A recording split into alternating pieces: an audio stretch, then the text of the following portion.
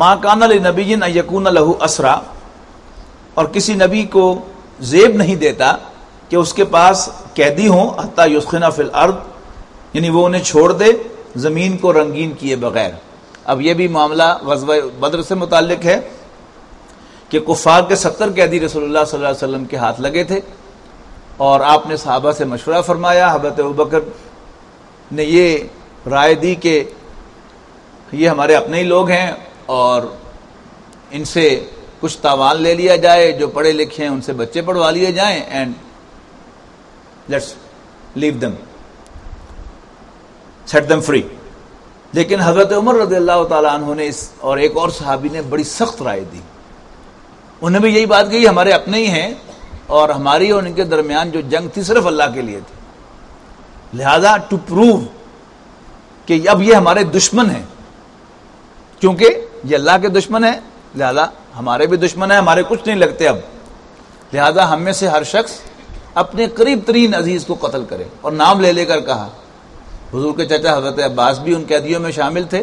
کہا کہ آپ عباس کو قتل کریں، ابو بکر فلاں اپنے قریبی رشتہ دار کو قتل کرے، میں فلاں کو قتل کروں، فلاں فلاں کو قتل کرے، وغیرہ وغیرہ۔ رسول اللہ صلی اللہ علیہ وسلم بھی چونکہ ایک نرم مزاج کے حامل شخص تھے، اور شرافت جیسے حضرت ابوبکر میں تھی حضور صلی اللہ علیہ وسلم میں بھی تھی، لہذا حضور صلی اللہ علیہ وسلم نے حضرت ابوبکر کی رائے کو پسند فرماتے ہوئے فیصلہ اس پر فرمایا، لیکن اللہ تعالیٰ کی طرف تائید آئی حضرت عمر فاروق رضی اللہ تعالیٰ عنہ کی رائے میں۔ اب ایک سوال یہاں پر یہ ہے کہ یہ کیوں ہوا؟ کیا حضرت عمر رضی اللہ تعالیٰ عنہ حضور صلی اللہ علیہ وسلم یا حضرت ابوبکر سے آگے تھے دین کو سمجھنے میں؟ نو، یعنی نبی کے ساتھ تو کوئی کمپیریزن کسی کا ہوتا ہی نہیں،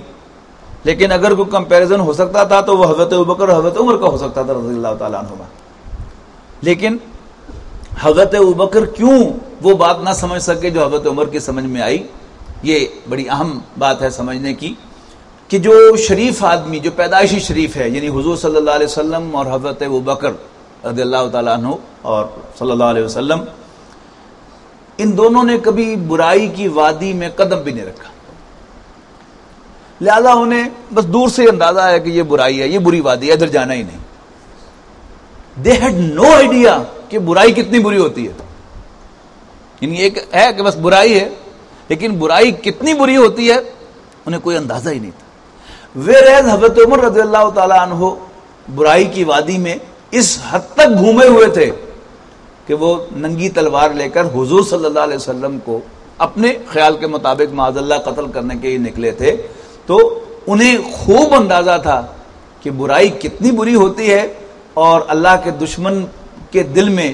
دین کے خلاف، اللہ کے رسول کے خلاف صلی اللہ علیہ وسلم اور اہل ایمان کے خلاف کتنا بغض بھرا ہوا ہوتا ہے، لہذا انہوں نے رائٹلی ٹریٹمنٹ جو سجیسٹ کیا ان کے لیے کہ انہیں قتل کر دیا جائے اور ہر شخص اپنے قریب ترین عزیز کو قتل کرے۔ یہ وہ بات ہے کہ جو قرآن مجید نے توبہ کے موضوع پر بیان کی ہے کہ وہ لوگ کہ جو سچی توبہ کرتے ہیں اور پھر ایمان لاتے ہیں اور پھر نیکی کے راستے کو اختیار کرتے ہیں، الا من تاب وآمن وعمل عملا صالحا فاولئک یبدل اللہ سیئاتہم حسنات، تو ایسے لوگوں کی برائیوں کو بھی اللہ تعالیٰ نیکیوں سے بدل دیتا ہے۔ تو کیونکہ یعنی برائی حضرت ابوبکر اور حضور صلی اللہ علیہ وسلم کے کھاتے میں تو تھی ہی نہیں، جبکہ حضرت عمر رضی اللہ تعالیٰ عنہ کے کھاتے میں ایک دور گزرا تھا، یعنی حضور صلی اللہ علیہ وسلم پر وحی کے آغاز کے بھی 6 سال بعد حضرت عمر ایمان لائے ہیں، اور he had a very good experience to oppose the prophet صلی اللہ علیہ وسلم، اور مسلمانوں کے ساتھ دشمنی، بغض، عداوت، اس کو انہوں نے خود ایکسپیرینس کر کے دیکھا ہوا تھا، لہذا ان کا ایکسپیرینس جو تھا وہ انہیں بتا رہا تھا کہ یہ کتنے برے ہیں، کافر جو ہیں اگرچہ انسان ہیں، ہم ہی میں سے ہیں، لیکن جب وہ اللہ کے اور اس کے رسول کے دشمن ہیں تو پھر ان کا رائٹ ٹریٹمنٹ کیا ہے۔ اس لیے حضرت عمر اس رائے تک پہنچے اور ایک اور صحابی اس رائے تک پہنچے۔ اس میں کوئی غلط فہمی نہیں ہونی چاہیے کہ کیوں حضرت ابوبکر اور حضرت محمد صلی اللہ علیہ وسلم اس رائے تک نہ پہنچ سکے جو اللہ تعالیٰ نے پسند فرمائی۔ قرآن مجید کا مطالعہ کرتے ہوئے، سیرت النبی کا مطالعہ کرتے ہوئے، دین کا مطالعہ کرتے ہوئے اگر یہ بنیادی باتیں جو ہیں وہ ہمارے ذہن سے نکل جائیں گی تو پھر ہم گمراہی میں بہت دور چلے جائیں گے۔ یعنی یہ بات کہ نبی اکرم صلی اللہ علیہ وسلم اللہ کے رسول ہیں، یہ بات تو ہر وقت ہمارے ذہن میں رہنی چاہیے. تو انشاءاللہ بہت سی باتیں جو ہیں وہ آپ سے آپ سیدھی ہو جائیں گی. اور اگر ہمیں یہ بات جو ہے وہ بھول گئی اور ہم نے رسول اللہ صلی اللہ علیہ وسلم کو بھی ایٹ پار لا کر دوسروں کے مقابلے میں یا آپ کی رائے کو یا آپ کی گائیڈنس کو عام انسانی گائیڈنس پر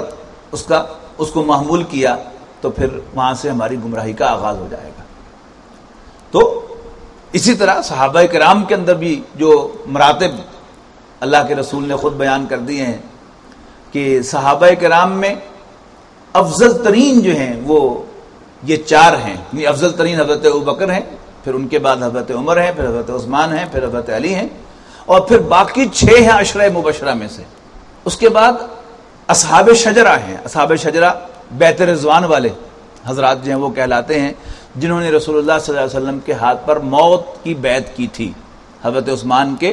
خون کا سپوزڈلی بدلہ لینے کے لیے. ان کو قرآن مجید نے کہا ہے کہ اللہ تعالیٰ ان سے راضی ہو گیا.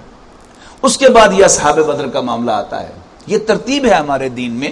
تو ان کو اگر ہم ملحوظ رکھیں گے تو دین بڑی آسانی سے سمجھ میں آئے گا، اور اگر ہم اس ترتیب کو ملحوظ نہیں رکھیں گے تو ہم قدم قدم پریشان ہوں گے. یہ حدیث آ گئی وہ پریشانی ہو گئی، یہ حدیث آ گئی وہ پریشانی ہو گئی، وہ فلاں واقعہ آ گیا پریشانی ہو گئی. لیکن اگر اس ترتیب کو ہم ضرور رکھیں گے تو دین جو ہے وہ کوئی لولا لنگڑا دین نہیں ہے. یہ دین جو ہے یہ ایک تسلسل رکھتا ہے، اپنی ایک بیک گراؤنڈ رکھتی ہے، اس میں انٹرپشن نہیں آئی. دین جیسے رسول اللہ صلی اللہ علیہ وسلم کو اللہ نے عطا کیا تھا ویسے ہی آج ہم تک پہنچا ہے. کسی ایک حدیث کی بنیاد پر یا کسی ایک واقعے کی بنیاد پر ہم یہ نہیں سمجھ سکتے کہ معاذ اللہ دین میں بگاڑ پیدا ہو گیا تھا، اب یہ نئی بات جو ہے یہ سامنے آ گئی ہے. اور اس میں بعض اوقات ہم سے بڑی بے احتیاطی ہوتی ہے کہ احادیث کو چھانٹ چھپٹ کرنے کا معاملہ شروع ہوا اور امت میں تقریباً ایک کنسنسس ہو گیا کہ یہ 6 کتابیں جو ہیں حدیث کی، جنہیں صحاح ستہ کہا جاتا ہے، صحیح بخاری، صحیح مسلم، سنن نسائی، سنن ابی داؤد اور ابن ماجہ اور یہ ترمذی، یہ 6 کتابیں جو ہیں ان کو صحاح کہا جاتا ہے کہ ان کے اندر صحیح احادیث ہیں. پھر ان میں سے بھی بخاری اور مسلم جو ہے وہ زیادہ ان کے سخت کرائیٹیرین ہے. اب ہوا کیا کہ امت میں یعنی کئی 100 سال سے، تقریباً 1200 سال سے اس پر ایک کنسنسس چلا آ رہا تھا. اب ایک عالم دین نے یعنی ایک نیا ریسرچ کر کے جو ہے انہیں بخاری کی حدیث میں سے بھی جو ضعیف حدیث نکال کے باہر کر دی. تو کیا حدیث کی خدمت کی میرے نزدیک انہوں نے، یعنی اسلام کے پورے سٹرکچر کو مشکوک بنانے کی کوشش کی. یعنی غیر ارادی طور پر انہوں نے کوشش کی، یعنی اپنی طرف سے انہوں نے تحقیق کی، لیکن اس تحقیق کا حاصل کیا ہوا؟ یعنی خطبوں میں ہم آج تک سنتے چلے آئے اصح الکتب کتاب بعد کتاب اللہ یا صحیح البخاری، کہ اللہ کے کلام کے بعد، کتاب اللہ کے بعد سب سے زیادہ صحیح کتاب جو ہے وہ صحیح بخاری ہے. اور البانی صاحب نے لا کر صحیح بخاری کی حدیث کو بھی چھانٹ کے باہر نکال کر رکھ دیا. تو کیا خدمت کی انہوں نے دین کی؟ سوچنے کی بات ہے نا کہ وہ چیز کے جو دین کی اس صاف کو نقصان پہنچائے، وہ چیز کے جو دین کے اندر مجمع علیہ کی حیثیت رکھتی ہے، جس میں 1200 سال سے امت کا عمل ہے، امت کا ایک کنسنسس ہے، امت ایک کتاب کو اہمیت دے رہی ہے، اور آپ اس کتاب سے بھی خواب 2-4 حدیث نکال کے باہر جو ہے وہ پھینک دیں کہ نہیں یہ حدیث بھی ضعیف ہے اور فلانی حدیث بھی ضعیف ہے. تو اس کا مطلب کیا ہے کہ آپ نے صحیح بخاری کی کریڈیبلٹی کو دل ختم کر دیا. باقی رہ گیا پیچھے، دین رہ گیا پیچھے کو باقی.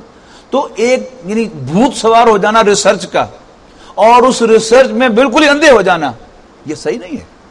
یعنی دین کی جو کریڈیبلٹی ہے اس کو بھی ہمیں سامنے رکھنا چاہیے کہ ہمیں کوئی ایسی بات کہنے سے بھی گریز کرنا چاہیے جس میں پورا کا پورا دین اور پوری کی پورا تعامل جو ہے وہ امت کا وہ ایٹ سٹیک آ جائے. نہیں، یہ ایک دین ہے، اس کی ایک ہسٹری ہے، اس کا ایک تسلسل ہے، اور یہ دین تسلسل سے ہم تک پہنچا ہے. ایسا ہی نہیں ہے کہ ہوا میں ہم بیٹھے ہوئے ہیں، نہیں، ہوا میں بیٹھے ہوئے نہیں ہیں. یعنی جو مسالک کا اختلاف بھی ہوا، احادیث کمپائل ہوئی،